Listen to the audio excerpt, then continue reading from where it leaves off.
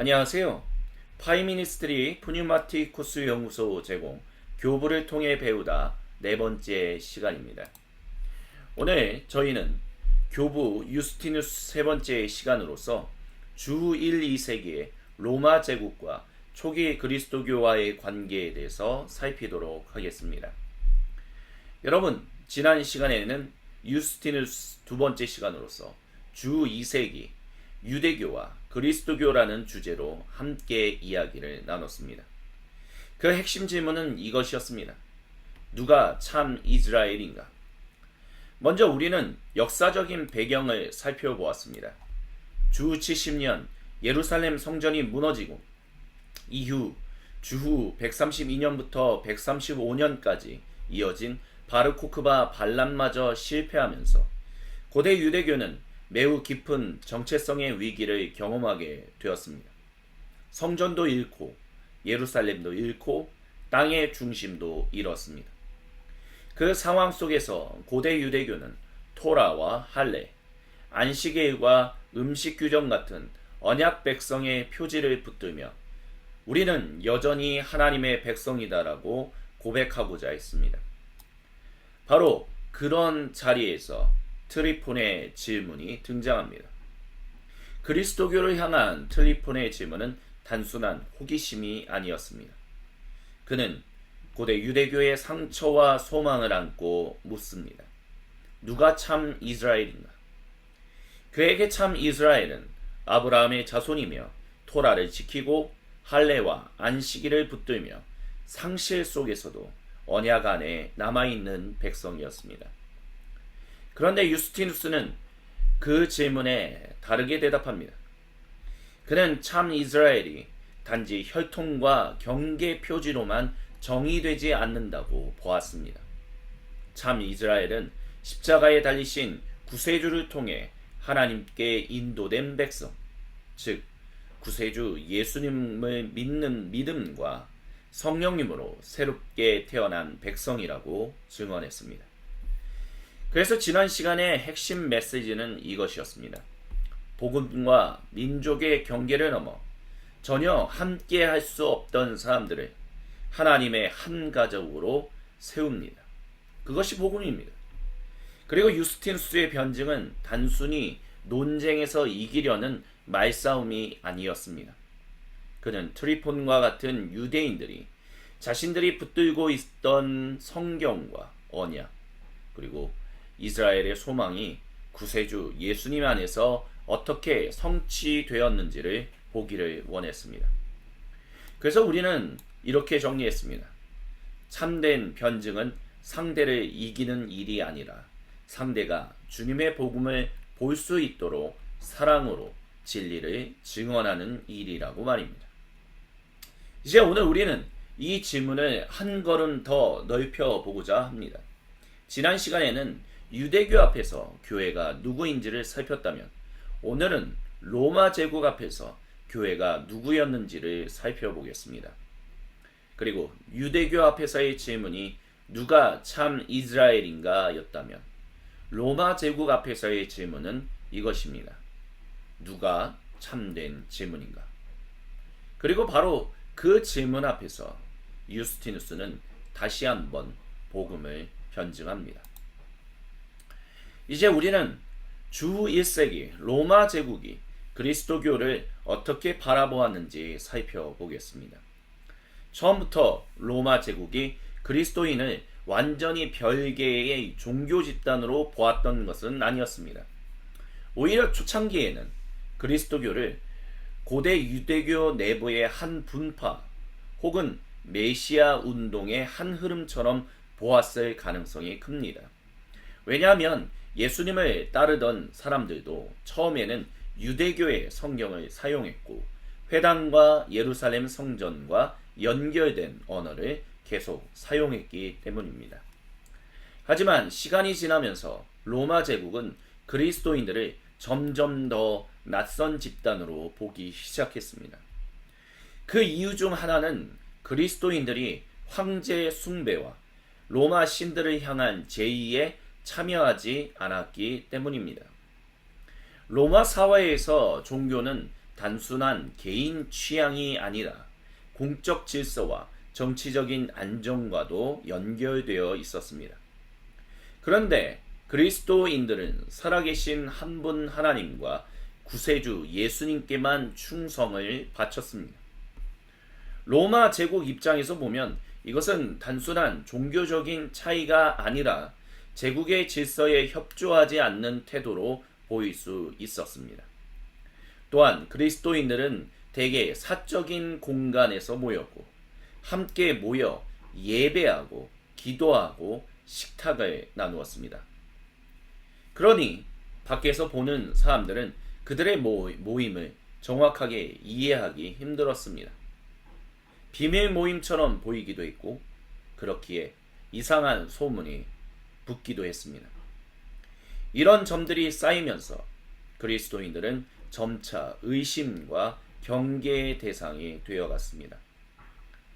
그러므로 주 1세기 로마 제국의 시선에서 그리스도인들은 아직 완전히 정리된 적대의 대상은 아니었지만 분명히 점점 더 불편하고 낯선 존재가 되어갔다고 말할 수 있습니다. 이것이 바로 주 2세기에 이르러 유스티누스와 같은 변증가가 등장해야 했던 중요한 배경이 됩니다. 즉 교회는 단지 복음을 믿는 공동체일 뿐만 아니라 세상이 자신들을 오해하는 자리에서 우리는 누구인가를 설명해야 하는 공동체가 되었던 것입니다.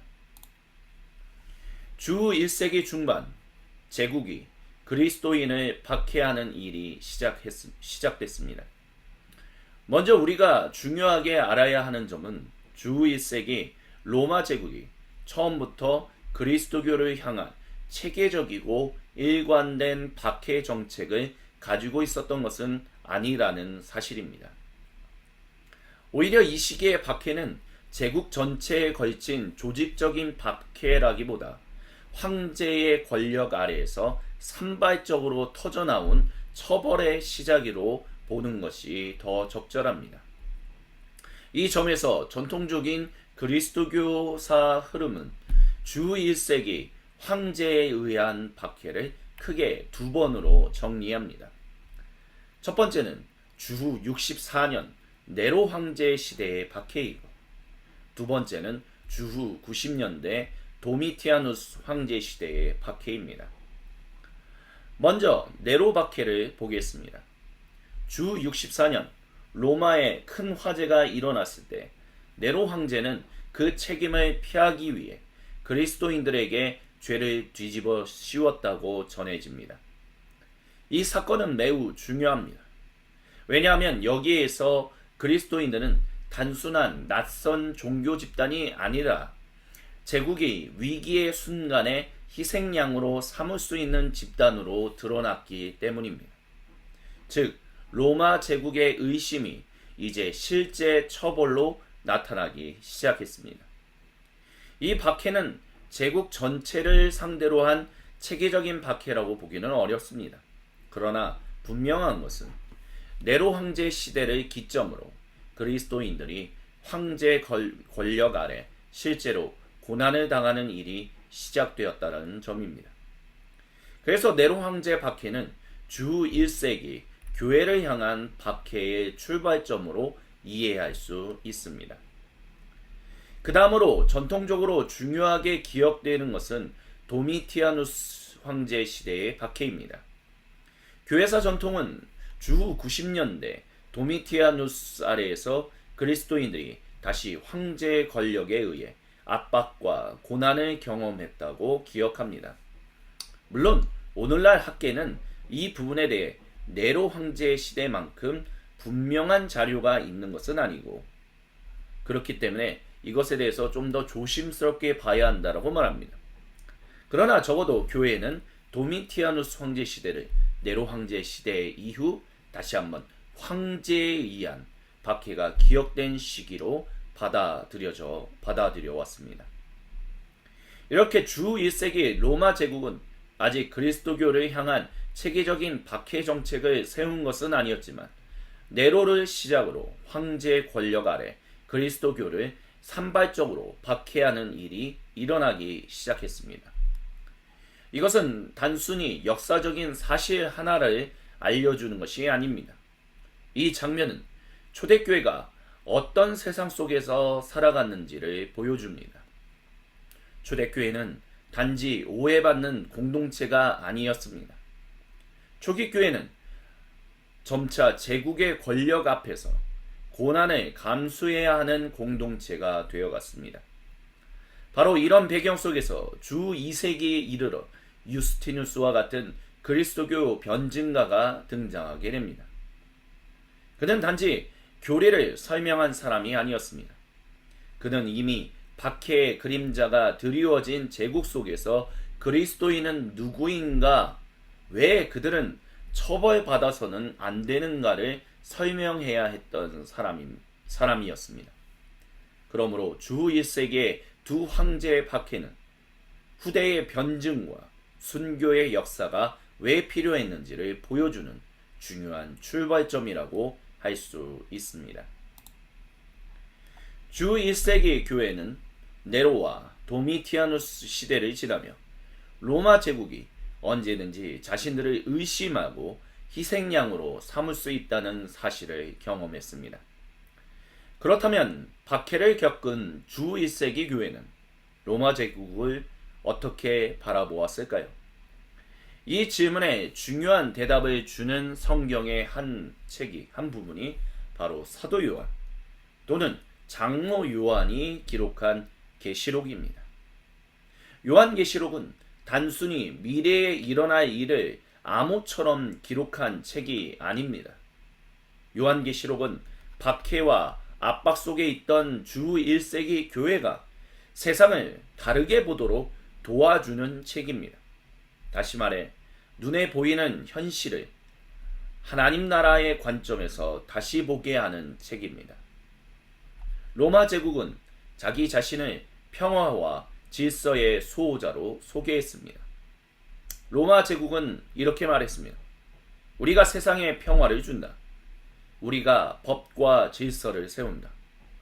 황제가 세상을 안정시킨다.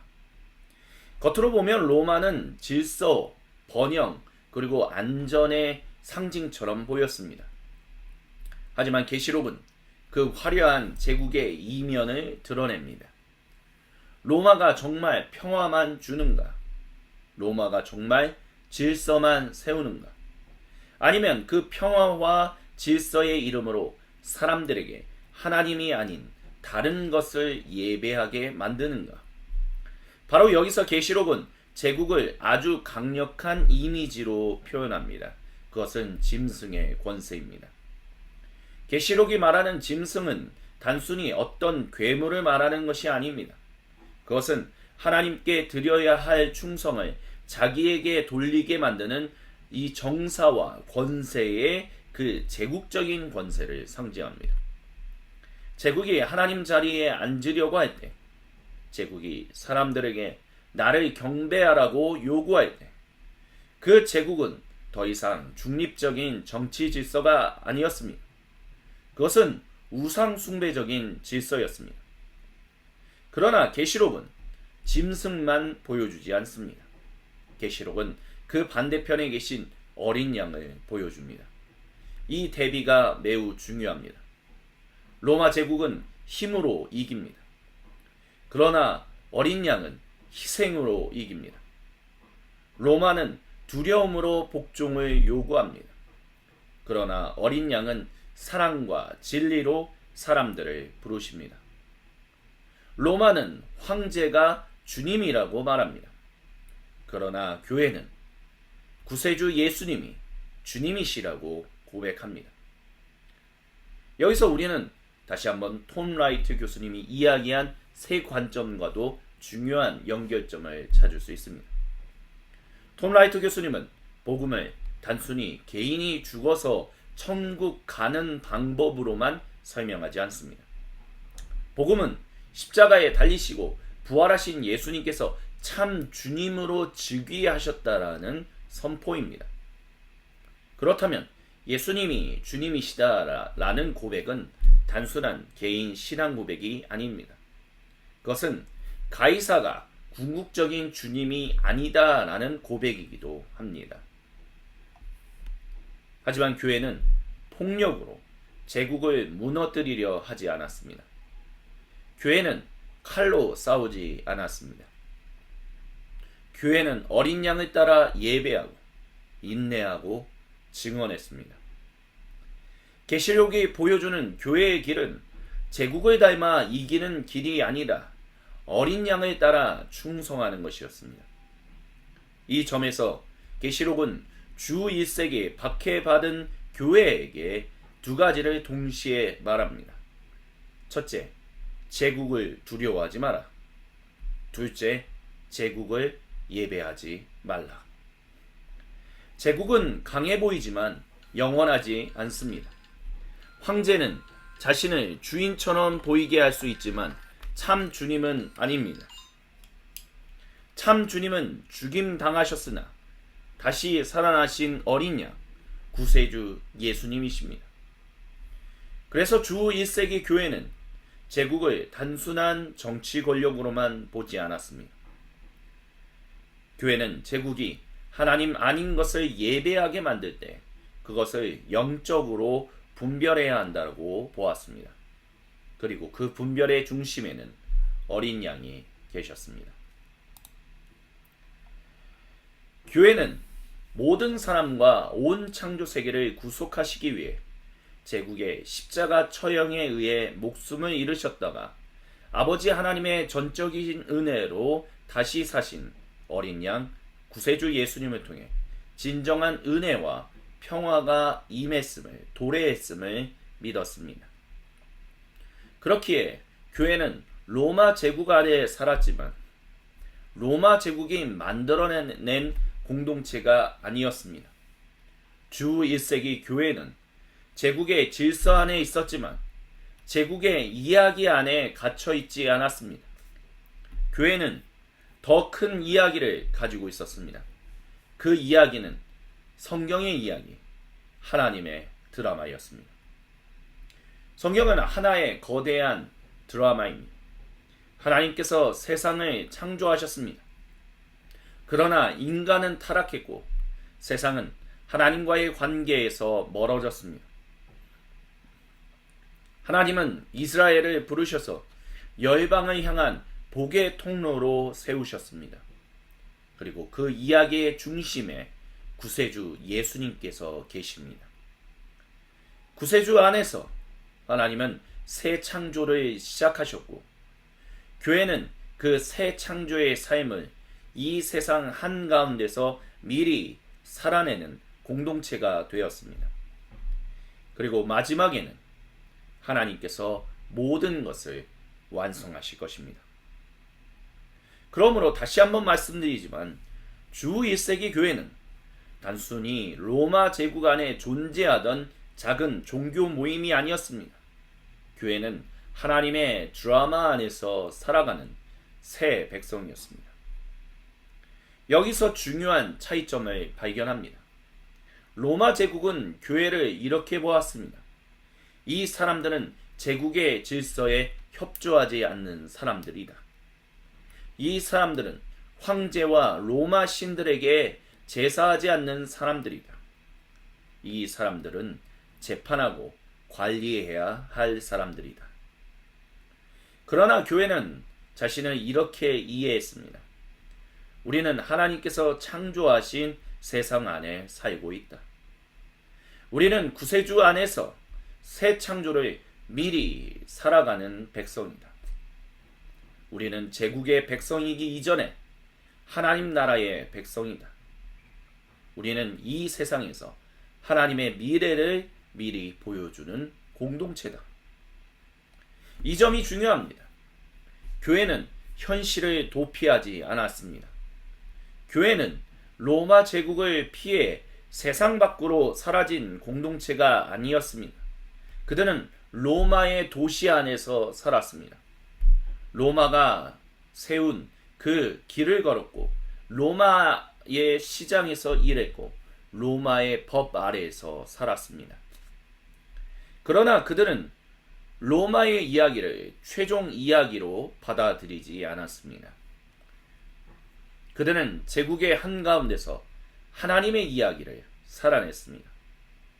제국이 힘, 질서, 그리고 충성을 요구하던 자리에서 교회는 예배와 사랑, 나눔과 인내, 그리고 소망을 통해 다른 나라, 다른 질서, 그리고 다른 주님을, 그리고 오직 유일하신 참 주님을 증언했습니다.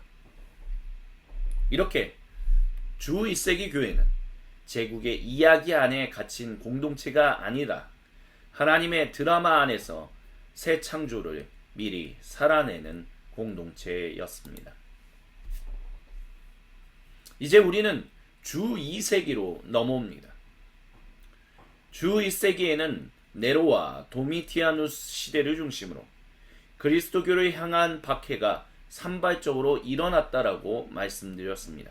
그리고 요한계시록은 그런 제국의 현실을 단순한 정치 권력으로만 보지 않고 하나님 아닌 것을 예배하게 만드는 영적 질서로 분별했습니다.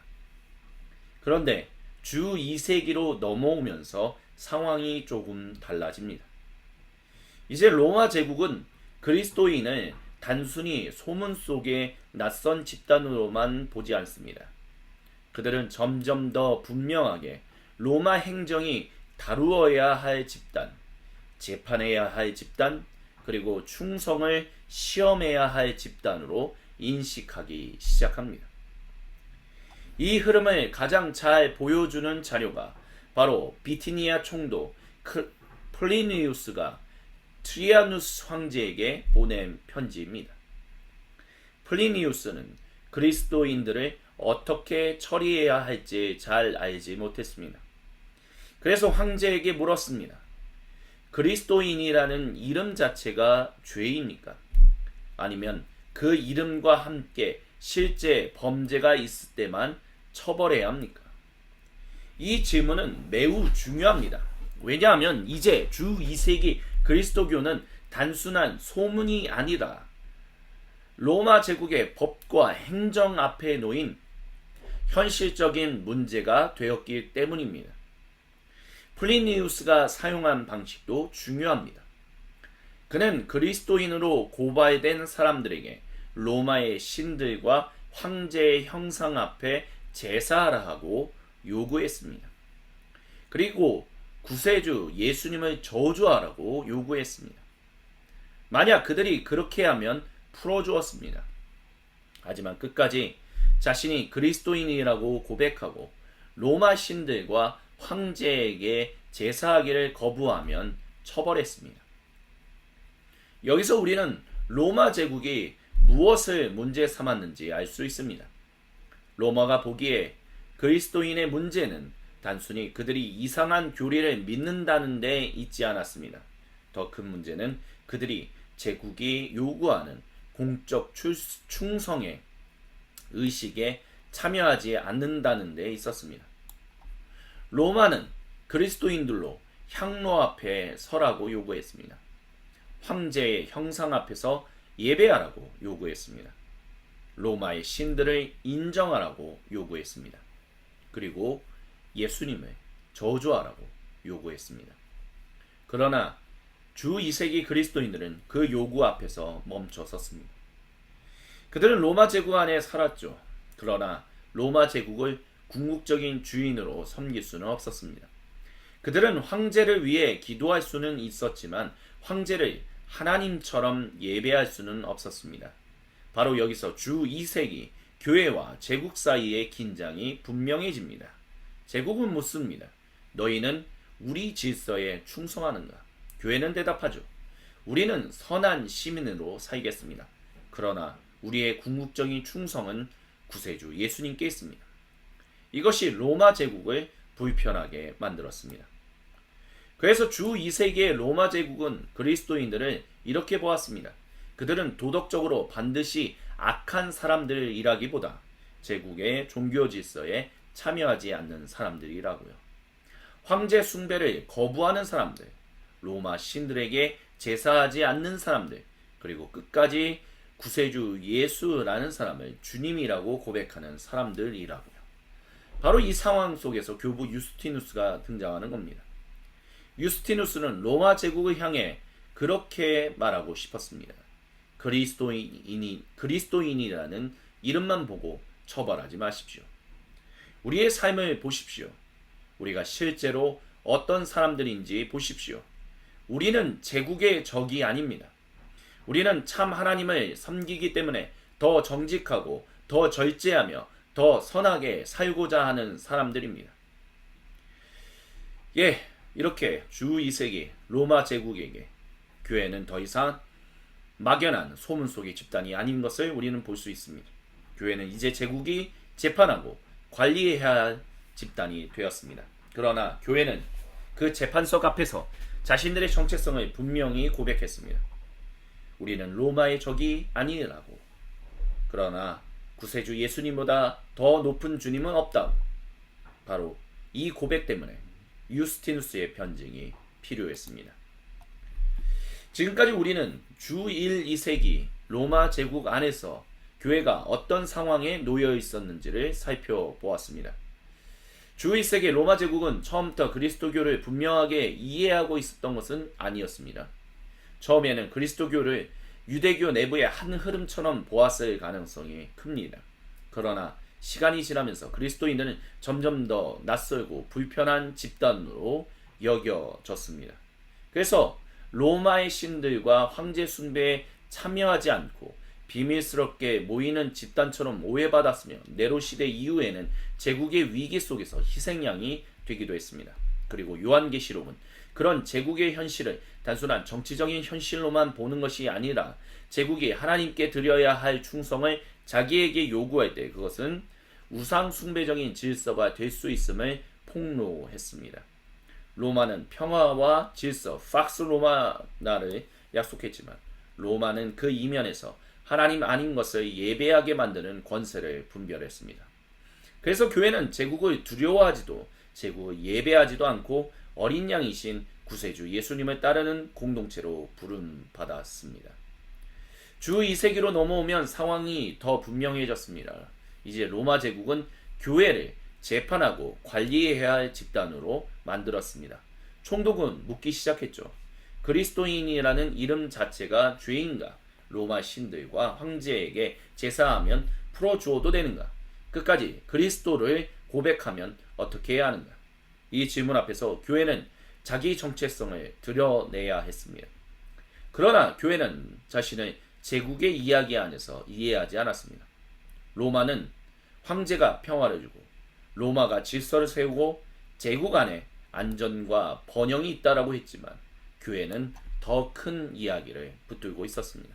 그것이 성경의 드라마였습니다. 하나님께서 세상을 창조하시고 타락한 세상 속에서 이스라엘을 부르시고 구세주 예수님 안에서 새 창조를 시작하시고 교회를 통해 그 새 창조의 삶을 세상 한가운데서 미리 살아내게 하시는 이야기입니다. 그러므로 교회는 제국 안에 있었지만 제국의 이야기 안에 갇힌 공동체가 아니었습니다. 교회는 하나님의 드라마 안에서 새 창조를 하나님 나라를 미리 살아내는 공동체였습니다. 그리스도인들은 로마의 도시 안에서 살았고 로마의 법 아래에서 살았고 로마의 시장과 거리 속에서 살았으나 그들의 궁극적인 충성은 로마가 아니라 구세주 예수님께 있었습니다. 이것이 우리가 성경적 영성에서 다뤘던 내용입니다. 성경적 영성에서 우리는 현실을 피해 도망치는 삶이 그리스도인의 삶이 아닌 하나님이 쓰시는 이야기 안에서 지금 우리가 선 자리에서 하나님 백성답게 살아야 한다는 것을 우리는 배웠습니다. 그리고 주 2세기 교회는 제국 한가운데서도 압박과 오해 속에서도 교회는 예배와 사랑 그리고 인내와 소망으로 하나님 나라의 삶을 증언했습니다. 이제 여기서 우리는 중요한 질문을 떠올릴 수 있습니다. 그렇다면 유스티누스는 이런 제국 앞에서 무엇이라고 말했을까요? 로마가 그리스도인들을 의심하고 재판하고 처벌하려 할 때 그는 어떻게 그리스도교를 변호했을까요? 그는 왜 제1, 2 변증서를 써야 했을까요? 다음 시간에는 이 질문을 살펴보겠습니다. 유스티누스가 로마 제국을 향해 어떻게 그리스도인을 변호했는지, 그리고 그가 왜 그리스도인이라는 이름만 보지 말고 우리의 삶을 보십시오라고 말할 수 있었는지를 함께 나누겠습니다. 오늘의 핵심은 이것입니다. 교회는 제국 안에 있었지만 제국이 만든 백성이 아니었습니다. 교회는 하나님의 드라마 안에서 구세주 예수님을 주님으로 고백하며 새 창조를 미리 살아내는 공동체였습니다. 지금까지 시청해주신 모든 분들께 감사드립니다. 다음 이 시간에는 유스티누스의 제1, 2 변증서를 통해 제국 앞에서 복음을 변증한 그리스도인의 삶을 계속해서 살펴보겠습니다.